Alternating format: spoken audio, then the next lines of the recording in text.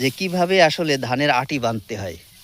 তো প্রথমে এক গোছা ধান নেব, হ্যাঁ নিলাম। তারপরে এই ধান এভাবে তুলে হ্যাঁ এই যে এই বাঁ হাতটা উপর দিয়ে দেবো, উপরে দিলাম। দিয়ে ডান হাতটা নিচে দিয়ে এভাবে দিলাম। ঘুরায়ে, হ্যাঁ ডান হাত উপর দিয়ে ঘুরায়ে হ্যাঁ এই জায়গায় গুঁজে হ্যাঁ তারপরে এভাবে টাইট দিয়ে দেবো। হ্যাঁ দিলে বান্ধা হয়ে গেল। জি। ওয়াও, সুন্দর টেকনোলজি। এটা হলো কৃষকের টেকনোলজি, কিভাবে ধানের আটি বাঁধতে হয়।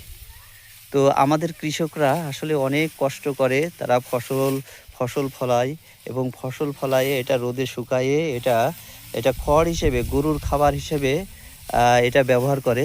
সেজন্যই মূলত এই কষ্টটা করা।